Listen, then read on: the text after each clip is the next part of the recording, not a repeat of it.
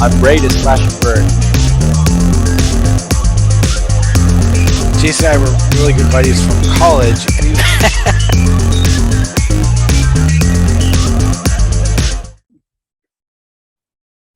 Hi, everyone, and welcome to another episode of Outside of the Box. We're doing another recap today, and I am joined by Victor Soto from Team Rotator. Welcome to the show. Hi, Christine. Thank you. Thank you for having me. Absolutely. So you've been doing this with Rotator for quite some time. I mean, I would say that 2021 was your best year. I think a lot of people feel the same way. Would have been nice to get that golden bolt, but we'll kind of talk about how everything broke down in the match. The first thing that I wanted to throw out there, I mean, I'm sure that you understand the question, but it came from Sarah Mallet, and she said to ask you if the Spinner Man is still stuck in your head. It's still there, yeah. With all the Kraken fangs flying around, and I had to ask for her. She was nice enough to make me a new intro for my show, which is fantastic. So, and then before we get into the matches, I'm curious, if when you were looking at the bracket ahead of time, did you have any thoughts on who you might face in the end, when it came down to it? Did you see any clear favorite where you were kind of maybe preparing for that robot? Yeah, when I saw the bracket, I thought, okay, we got some really nasty spinners here. We got Ice Wave, Uppercut, Glitch. I had already seen a lot of their potential, and I had already called them out and Riptide as two of the bots to look out for in some unseen interview that they had with me. And then I thought Retrograde was interesting because it's kind of a similar tactic to what our robot does, but it's got the actual lifter capability, which it's a whole new dimension. Then Mammoth is one of those. Is okay, what do you do with Mammoth? And then Gruff and free shipping, absolute tanks. We were okay, well, this is going to be interesting, but luckily we only have to fight one. Last year we had to do the whole bracket for the Bronco tournament. So this year we were able to actually sit back and watch and see how it went out. And at some point we thought it was going to be Uppercut, and then it ended up not being Uppercut. I'm pretty sure a lot of people thought that, myself included. I think that my daughter must be a savant or something, because initially, I mean, when she made her final predictions, it changed, but initially she said Glitch, and I'm like, kid, apparently you had good instincts and you should have just stuck with it. So good but prediction. Yeah, we'll definitely talk about all of that. But so the first match was Dragon Slayer versus Uppercut. Now, Dragon Slayer is a rookie bot. I talked to Jordan recently. They obviously didn't have the season that they really wanted to in the regular season. Won their first match, which is always great for a rookie, but then couldn't really do much after that. And honestly, they had a very difficult strength of schedule, so I will give them that for sure. Now Uppercut was bringing out a new, heavier, secretive weapon. So I'm sure that was a little bit interesting as well. Now, to Dragon Slayer's credit, they did rip off a balance bar. They were very aggressive and tried to get at them, but I mean, that whatever weapon Uppercut has, it doesn't matter which one's in there. It's very scary, and they did what they do best. Yes, absolutely. Yeah, Dragon Slayer was very aggressive and surprisingly just going head to head with Uppercut, which I would have tried not to do, but they did some damage to Uppercut. But I think that outcome was sort of expected just from the the experience that Uppercut has, the power, and just how vicious that robot is. It's so low to the ground. It just gets underneath you and it'll either punt you or just rip you in half. Yeah, yeah. And I kind of like, I asked Jordan a little bit about that because I was like, with something like uppercut, I mean, I kind of put uppercut in a similar realm of like a deep six where it's, a big, really strong weapon, but has that gyro effect, issue going on. And like, is it really best to just go straight at the weapon? But sometimes you never know what happens when you do that. Like you could break a weapon, you just don't know. So Yeah, with those vertical spinners, I guess that front of the robot's their strongest part, and you've seen a lot of fights where like Minotaur and Deep Six going at it, you don't know which one's going to come out on top. It's just like a toying cost at that point. But I know Uppercut's weapon, that blade, we had seen it behind the scenes like in previous seasons, and it's probably 70 to 80 pounds from what I recall. It's probably the limit that you're allowed to use, and the fact that they can spin it up so quickly is terrifying. yeah, yeah. So I mean, given that, obviously, I don't think that the result of that match was really a surprise to anyone. I mean, great effort on the part of Dragon Slayer, but I mean, Uppercut is a great robot. Now the next match was really interesting for me. It was one that I think I should have predicted correctly if I had really looked at everything and broken it down. But Ice Wave is known for just having the weapon that they do, and it's really powerful. I mean, it tore Huge in half. But if you can't get it spun up, then you can't do anything with it. And that was what they were running into. I mean, for me, I just thought it was a masterclass in driving by Gary Jin to keep the plow pointed at them so that they couldn't get at the tires.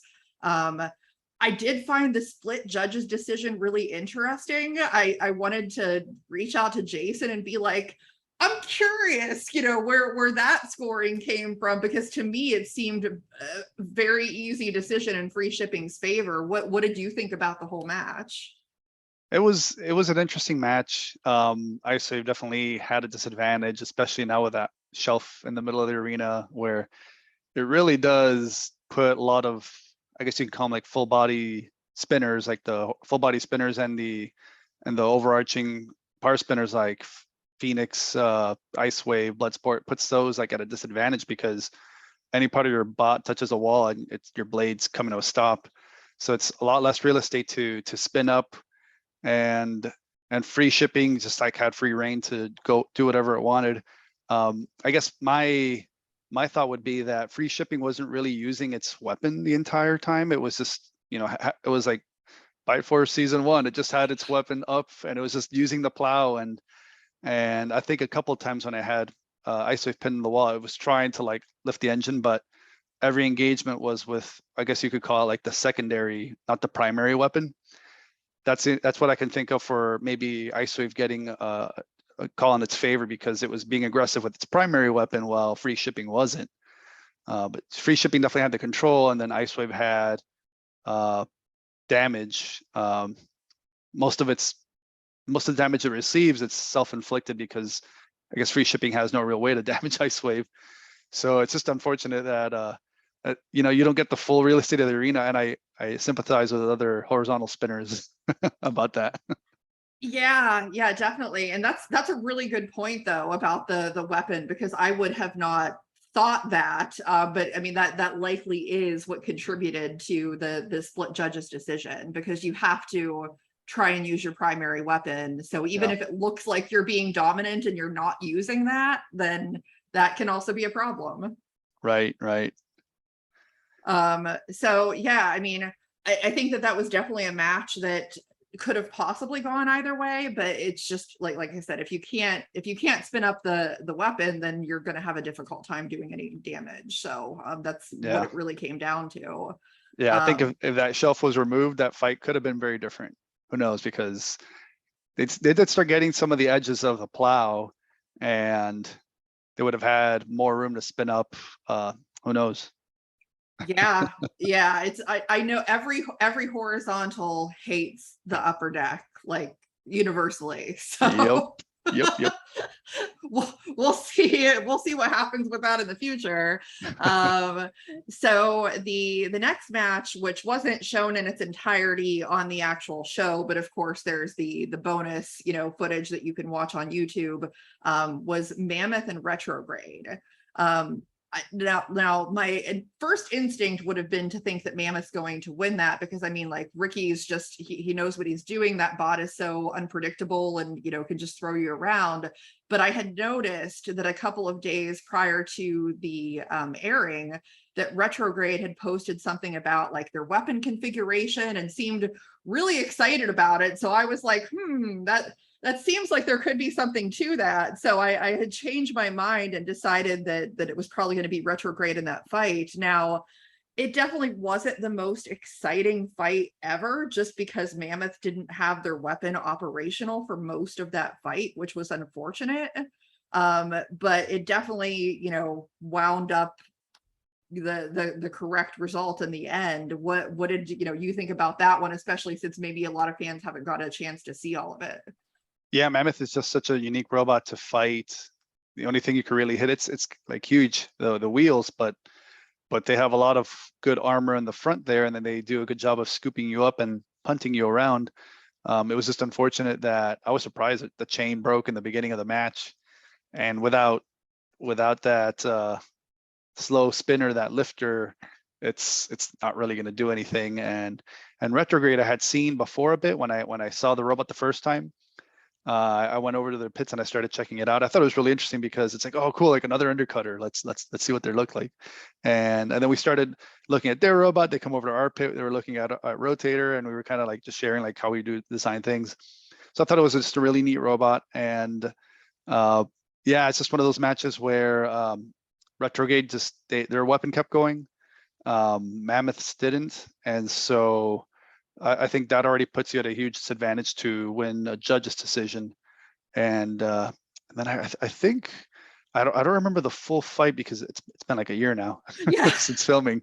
And I did see it, but I don't recall if Mammoth lost functionality in one of their drives or if it was just kind of like a stalemate, like they couldn't really do damage to each other. But I guess Retrograde was maybe a little bit more in control. I'm not sure. Yeah, and I know Retrograde was trying to get at the drives and having a lot of difficulty doing that, but I don't recall if they ended up actually hitting any of them. Okay. But I mean, no weapon, that's a pretty big factor. Yeah, that's definitely losing effectiveness to your design. So that's a lot of damage points for Retrograde.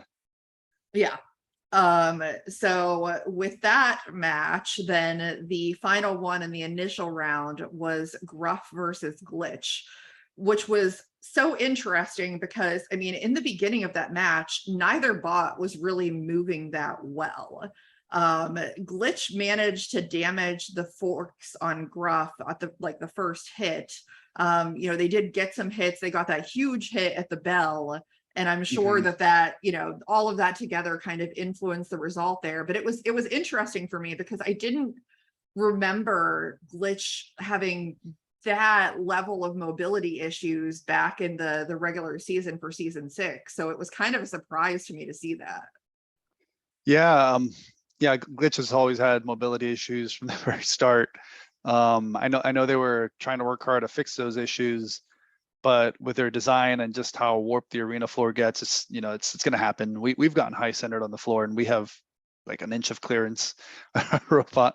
And then Gruff, I don't know if they still have that. They had like a hybrid brushless brushed motor setup, which it's kind of interesting, but I don't know if the reliability is there. But I was surprised that they were getting stuck on the floor because they usually, and I guess in the past I haven't seen them have issues driving around.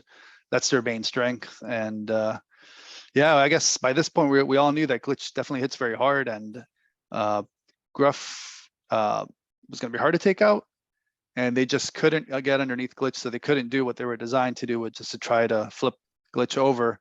But Glitch was able to get a lot of good hits, so I guess the outcome was pretty clear on that one. Yeah, I mean, unfortunately for them, that's how it was gonna go. I mean, Gruff is a very solid robot. Like, I love Mhm. that robot, and I love the flamethrower. But especially with the fork being bent, I'm sure that affected their ability to get under Glitch at that point too. So, Right. Yeah. That's a tough one. yeah, it definitely is. So to go from that, speaking of flames, to have the rematch of Uppercut and Free Shipping, and it was one of those matches where I'm like, it's probably going to go the same way as it did last time. You never really know for sure. But it did pretty much go the same way that it did the last time. I mean, Yep. it was, just that kind of smaller hit, and then they're a sitting duck and just explosion. Yeah. Yeah, and in this match, it looks like Uppercut was able to get underneath Free Shipping. Free Shipping, when I saw the replay, it was impressive, the gash that Uppercut left on Free Shipping's plow. Because if Free Shipping gets underneath Uppercut, then Uppercut's getting damaged on its own just from bouncing around the arena.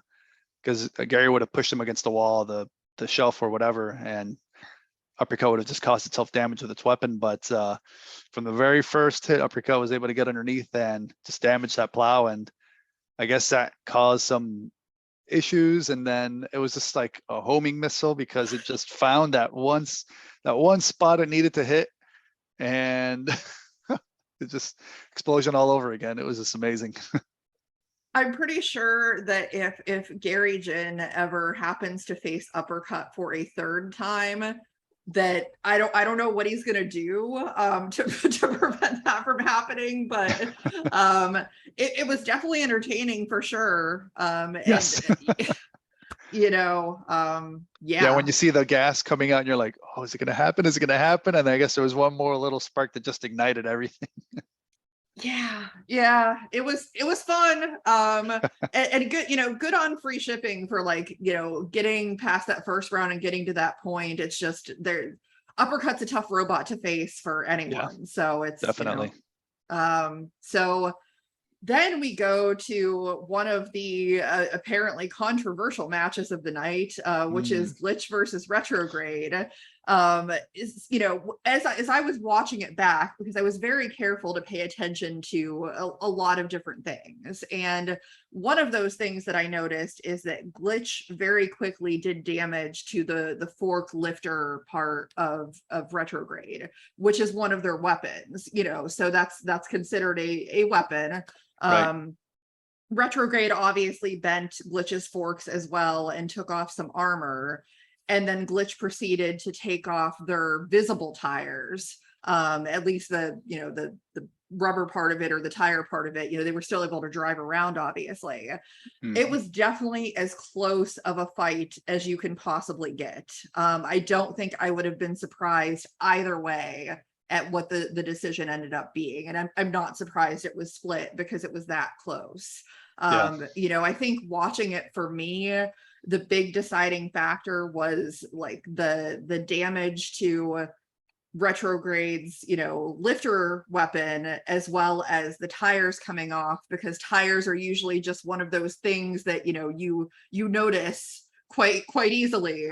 And that was the difference, because I know I've seen a lot of people say, well, Glitch didn't have any control or any aggression, but they did purposefully do the damage that they did. I mean, they pointed their weapon at Retrograde, and they did purposefully do that damage. So, like, I would think they would get something from that. Right, But I mean, yeah. as a competitor, you could kind of tell me what your thoughts on the match were. Yeah, this is one of those where you wouldn't want to be a judge. But I would say definitely Retrograde had, in my mind, control and aggression, just because Glitch has so much mobility issues. It's hard to, I would think it'd be hard to provide any aggression points if you can't drive. But definitely Glitch caused more damage onto Retrograde than the other way around. But even that's a little sticky, because of the rules. It's talking about not just visual damage, but how the damage of how it changes the effectiveness of your robot. And one thing I didn't know, which was really cool, was that retrograde had the hidden wheels inside. So even though both its outer wheels were gone, it could still drive just as good as before. And so I'm like, okay, well, does that count as damage? Because it still is just as effective. And I wouldn't want to try to interpret that. But yeah, it's one of those close ones where at filming, when I was watching it in the pits through the big TVs that were provided, I thought, oh, like, I think it's going to go retrograde's way. But it didn't. And it's like, oh man, glitch just keeps going. It's amazing. Yeah, Yeah. yeah, definitely. And I mean, I was actually recently talking to John Remar, the head referee, and obviously that's not a referee's call, it's a judge's call, but I would say that they feel very much the same way, that like it's hard and you don't ever want to make a decision that like significantly affects something for a robot, especially in a tournament setting. So I can only imagine like the pressure to try and get that right and parse out those numbers. Yeah, that one was very close. Yeah. But ultimately it went to glitch, and that's the way that it rolls. So we ended up with glitch and uppercut in the final the final match there. Glitch went forkless in that match, in an effort to kind of improve their mobility. I'm not sure, to me, that it looked like it really made much of a difference either way, to be honest. They did hit uppercut a couple of times, and I know uppercut attempted to attack them from behind a couple of times as well, but because of the design of glitch, it was obvious that they were having trouble getting their weapon to the back of them effectively, because it's just shaped in an odd way. And then again, with like this week had so much controversy apparently. But with the double KO and kind of what led up to it, uppercut, from my perspective, looked like they were already kind of not very mobile, and glitch was still mobile, ended up hitting them, and then after that last hit, glitch stopped moving. And what you essentially had was, yes, uppercut was moving, but not with controlled movement, and glitch wasn't moving at all. And I know I discussed this with John as well, but like by definition of the rule, neither had controlled movement, and that's what led to it being a double KO, which then at that point goes to the judges. Yeah, it's super rare to see the double KOs. But yeah, it was one of those fights where I think just from the very first contact, it looked like glitch was technically in control, because uppercut just went unstable and they started bouncing around. They almost look like Death Roll, just bouncing around the arena, weapons just bouncing off of everything.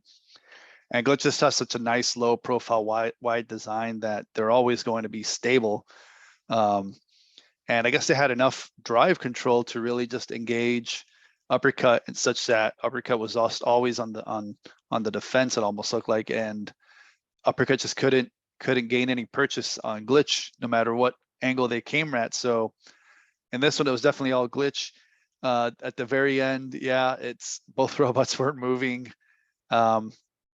It'd be interesting. I don't recall if uppercut had like one wheel moving or not, because they did. Yeah, they were kind of just like going like this. Yeah, with glitch, it's hard to see because the wheels are covered. But in the past, we've brainstormed up the ideas about like how do you prove robot effectiveness at the end of the match. It's like, we'll do a functional check at the end of the match, and it kind of looked like glitch's wheels were all functional. The weapon was definitely functional. It just maybe it was high centered again, and then uppercut most likely had damage that caused it to not be able to drive in control.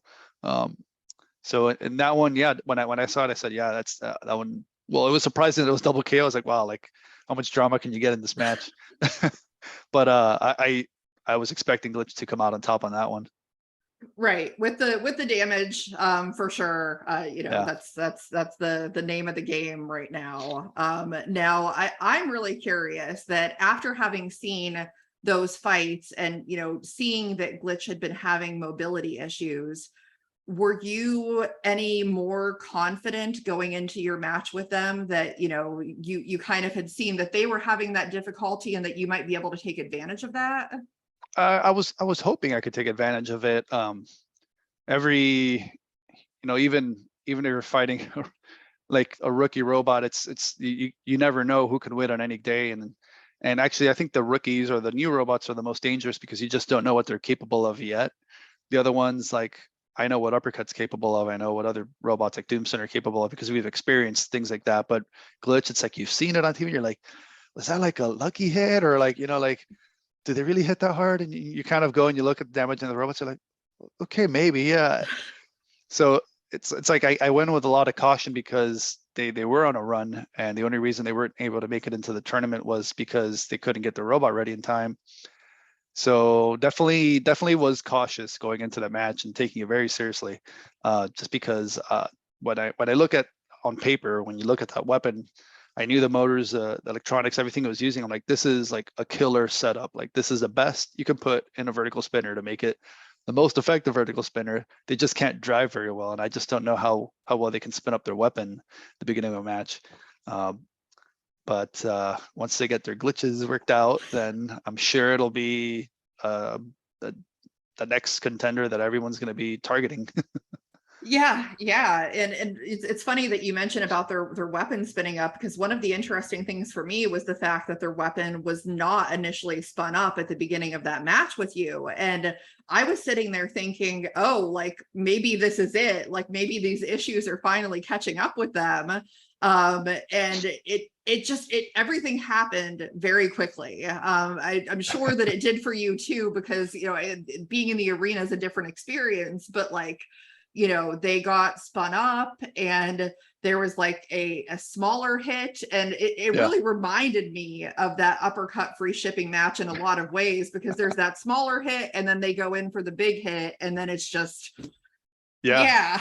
That fight was a total surprise. We went in, and obviously with the 4 configuration, and we basically were saying, okay, we got to be careful. I was going to try to treat it like the Bronco match, where in the Bronco match, I was just constantly driving around and around and not staying in the same place for too long. And I recall getting the back of the robot and seeing some parts rip off. It's like, okay, that's a good start. But I remember seeing Rotator get a little wobbly after that hit. I'm like, okay, well, that's the sloped edges. But it recovered like within a second. I was like, okay, cool, we can keep driving. And then from what I remember, driving around, and then the little, I guess they're called the Hellraisers, the little steel posts that come out of the ground, came out right in front of where we were. And so we ended up hitting the arena Hellraiser, and then Rotator again goes unstable. I'm like, what is going on here? Had to wait for that to settle down to keep driving around. And at that point, I noticed that, Glitch's weapon was spinning. I'd say, okay, well, let's go around. Let's see if we can get around it. And there were a couple of contact points there where nothing really happened, just some sparks. And in my mind, this match felt like 2 minutes, but when I saw the episode, I was like, oh, that was a lot faster than I thought. And at some point, I thought in my mind, because everything's so foggy when I'm driving, I thought I had made like a parallax error where I think I'm driving around them. For like, if you're the driver, robot's going behind Glitch, but instead I just went head on because I just didn't gauge the distance right.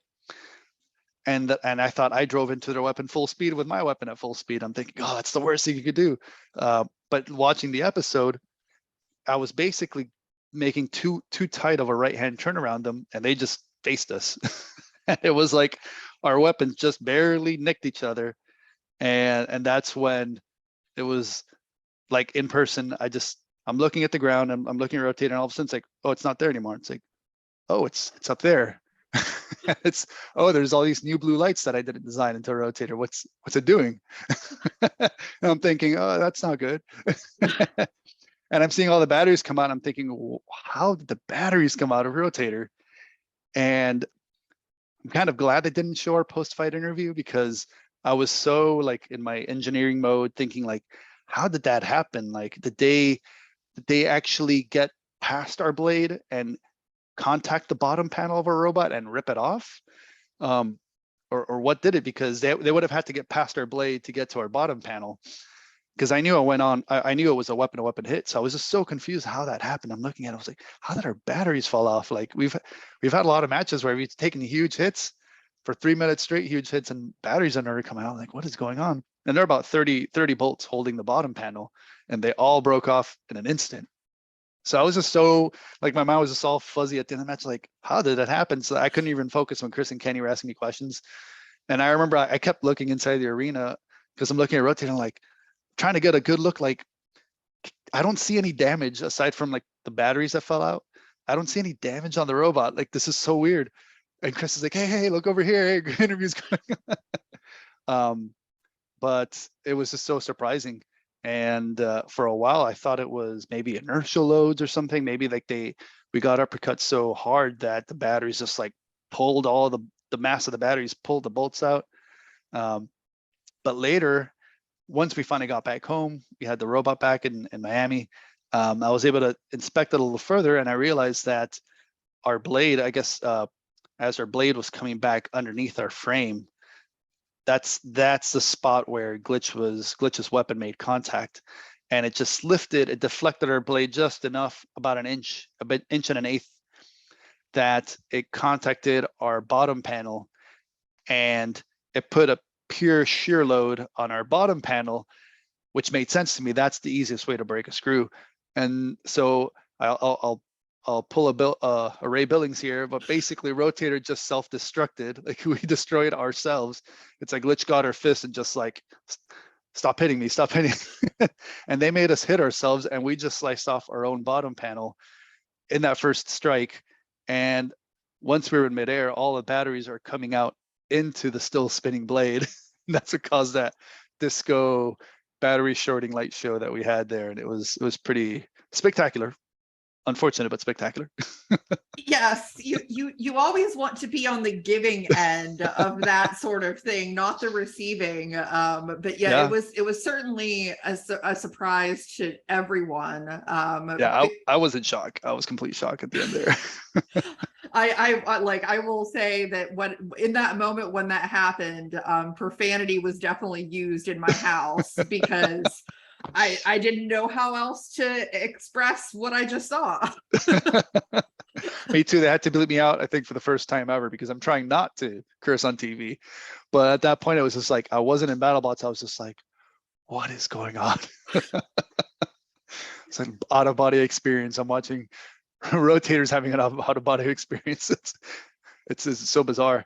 Yeah. And it's just so crazy. Yeah. It's interesting because I actually got a couple of fan questions that pertain directly to a lot of this. And one of them, Glynis, that's in the BattleBots supporters group, was asking about the cleanup and repair after that match, what that process was. I mean, she did also use the term yeet to describe what happened, but yeah, like how was that? Because that had to be a lot of work. Well, not really. No, not at all. So that was our last match for the whole event, because we had already been knocked out of the main tournament. And so after that, we were just waiting for our boss fight. So when that match ended, we're like, okay, well, the safety guys already took our batteries. So there were 4 batteries that fell out, 4 batteries and foam pieces that just packed the batteries in there. That's what you saw around the arena, plus the bottom panel. The bottom panel had a little like mushroom on the edge where our blade hit it. But it was perfectly intact, which is odd. And 3 of the batteries got destroyed. Actually 2 of them, I have to give a shout out. We had the whole puffy battery issue in the beginning of the filming, where all our batteries got disqualified. So I had to purchase new batteries, and then Bunny from Team Malice lent us batteries so that we can use for our weapon. So we were using 2 packs for our drive, 2 packs for weapon. The 2 packs for the weapon were Bunny's. One of the packs for weapon survived, so I was able to give that back to Bunny. I was happy for that, because I felt bad we destroyed their batteries, or one of them. But then basically it was just some cleanup just from all the. Well, the good thing was that all the battery leakage happened outside of the robot since they fell out, so there was no toxic chemicals within Rotator. So we're like, okay, no, we're not going to inhale anything nasty when we're cleaning up. And I think it may have been like a Friday or a Saturday when this match happened, and we were scheduled to fly out on Sunday, being optimistic, like, hey, we're gonna make it to the last day of filming.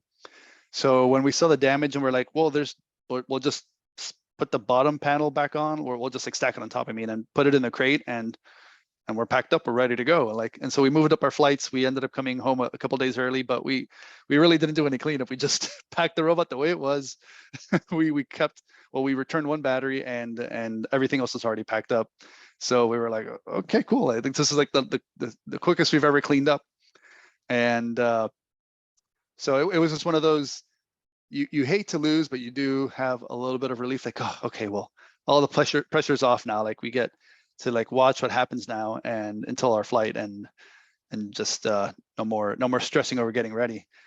But yeah, first time seeing the batteries spill out of Rotator like that, it was like, how did this happen? How do we prevent this from happening again? So there was a lot we learned from that match.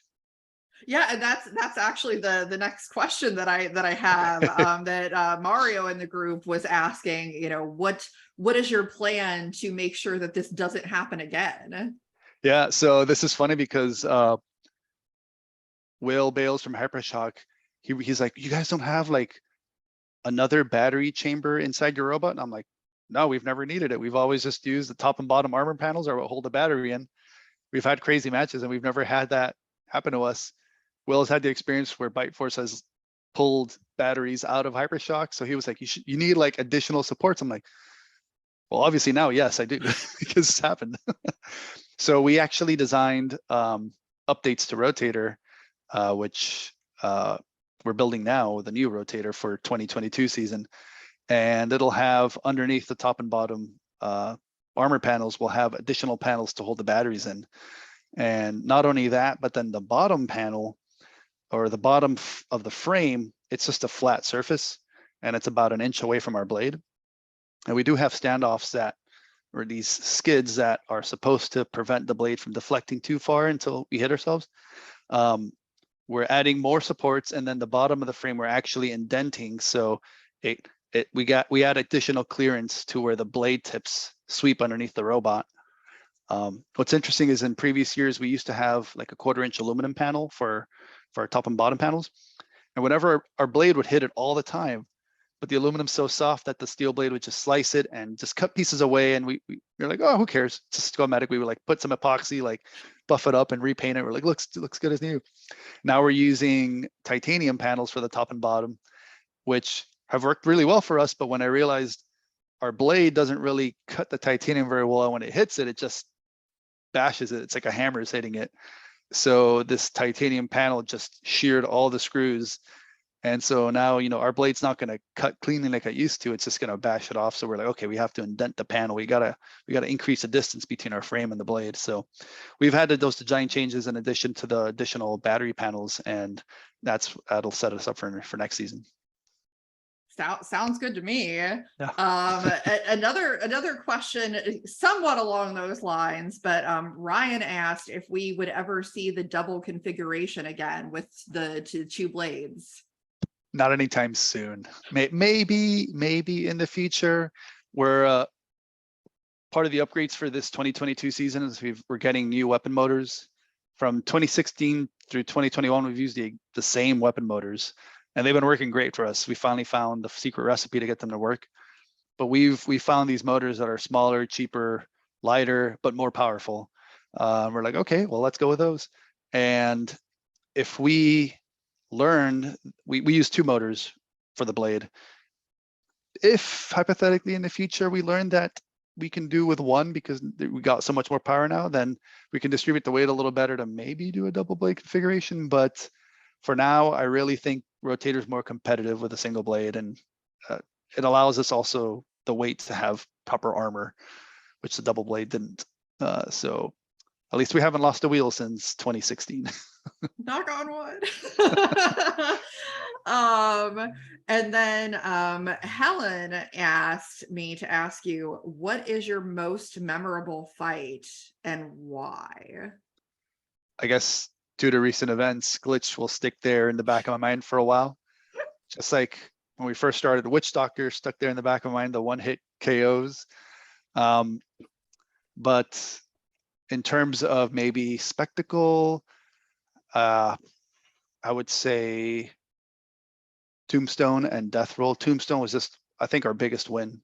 That's, I think, where we had our breakthrough year. Death Roll, just because that's when I learned, okay, aside from the blade breaking, Rotator is very well designed to take hits. So we got something here. We just got to make the weapon more reliable. And then in terms of just me being happy with my own driving, my performance, and then the weapon driver, because I used to drive both weapons and stick and the wheels, but now we split it up because it was just too much of a mental fatigue. The beta fight was just, even though we didn't get the judge decision, it was a very good driving match where our blade, like the weapon operator for the blade, he would stop it right before we hit the wall. He would spin it up right away. It was always on. Beta wasn't able to get a hammer strike on us. And so that was a great driving match. I think Bronco was a really good driving match also. I don't know, there's so many. Sorry. Yeah, no, I mean, for how long you've been doing this, I'm sure that there's a lot. Now I'm curious for my own knowledge, because I pretty much ask everyone this just because I want to know, but you've obviously had a lot of fights over the course of time. Is there any robot that you haven't fought that you would like to have a match with? I always feel like this is a trap. It's not a trap. I mean, I've had this asked by producers. May be watching, maybe, but yeah. I guess hypothetically, if we can fight anyone, I would really honestly want to have a rematch with Bite Force, because up until Bite Force is the most damage we've ever gotten. Glitch was a spectacular hit, but Bite Force destroyed our gearboxes, destroyed our weapon, destroyed our frame, destroyed a lot because we just kept moving. we pulled a crack in there. We just didn't want to stop. We just like, one wheel's moving. Let's go. And that was sort of my gauge. That when we got basically destroyed by Bite Force, I said, okay, well, now we have something that we can fix and we can improve, because before that, it's just we didn't know what to expect out of other robots, how much power and how much destruction they can provide. So I think Bite Force helped us get to this next level with the design where we said, okay, now we're taking 3-minute beatdowns from death roll without getting knocked out. I think we're at the level now where if Bite Force was my benchmark, I'd really like to face it again and see how do we do. Like maybe we'll last to 3 minutes, maybe we won't, I don't know. But I think that would be like more of a validation, like, did I get the design to a much better place now? Yeah, and I wish that we could see that happen. It's so funny. There's a fan theory out there that they're like, oh, at the end of this Golden Bolt tournament, whoever wins is going to get to face Bite Force, and I'm like, I don't think that that's going to happen. No. So in place of Bite Force, because they're probably not coming back, I guess a close second would be like Endgame or Witch Doctor, because kind of similar robots. Witch Doctor doesn't play the wedge light game or anything like that. Endgame does have the good anti-horizontal plows, so we had really close match with Endgame last year. So it'd be interesting to see. They've gotten better, we've gotten better. How it would match up. Yeah, for sure. I'm also curious that aside from obviously with what happened in the match with Glitch so far in this whole champions bracket, what's the most surprising thing that you've seen so far? Because there's been a lot of surprises. I think honestly, this has been some of the best BattleBots content that I've seen in a long time. I gotta say Hypershock finally working, and seeing how terrifying it is when it has, it's just running on all cylinders, and they still had some weird hiccups in some fights, like crazy, like radio settings changing, but they were still so dominant. And they've always had the drive down. They've always had like the greatest drivetrain of any robot. Their weapons have always been very unreliable. But now seeing what it did to Valkyrie and Gigabyte and basically any other robot it faced in its Sin City Slugfest tournament, that robot is terrifying now. It really is. I mean, I'm so happy for Will, because I mean, this is obviously he's also been doing this a very long time too, and trying to hone his craft and get that robot working exactly the way that he wants it to. And that whole thing, that was what he wanted. Yeah, I'm proud of him for finally finishing his robots in time to fight in the tournament, even for the fight night cards, because he would always come in with just parts, and it was the first time they were putting it together. At least this time, well, they kind of still did that, but they had already tested sub-assemblies before. So it wasn't a big surprise that it was working because they did a lot of work up front. So it was great to see Hypershock just doing so well. It was just amazing what it can do now. Yeah, absolutely. I mean, there's still a couple weeks left of the preliminary brackets to go, and then we'll have the Golden Bolt tournament. It all should be very exciting.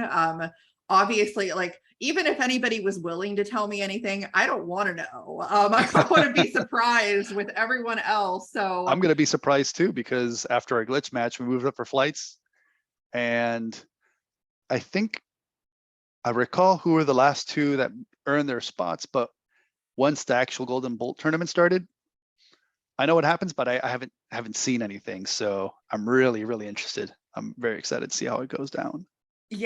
yeah, I think everyone is. I think it's great. And then, you know, obviously we'll probably have to wait a little while. You know, not for you guys. You guys are going to probably have some new season stuff starting soon. But for all the fans, it's going to be a bit before we see it on TV. So that should be interesting when it comes around.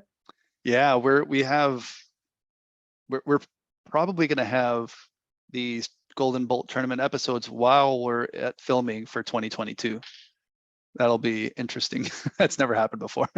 I'm sure. Like, hold the fight. We got to watch this match. Yeah, we have to stop everything. Stop everything. Cut. I want to see it. That's your intel for this year, like what happened last year. Yeah, exactly.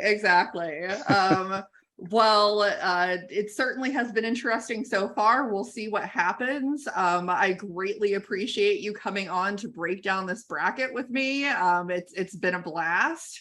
Awesome. And Thank you. know, hopefully once there's more stuff to talk about, then we can have an episode dedicated to Rotator and just talk about your amazing robot. Thank you for having me, Christine. Yeah, absolutely. For everyone that's watching the show, please make sure that you like and subscribe and all of those good things so that we can continue putting out some more amazing content. And we'll definitely see you next time on the show.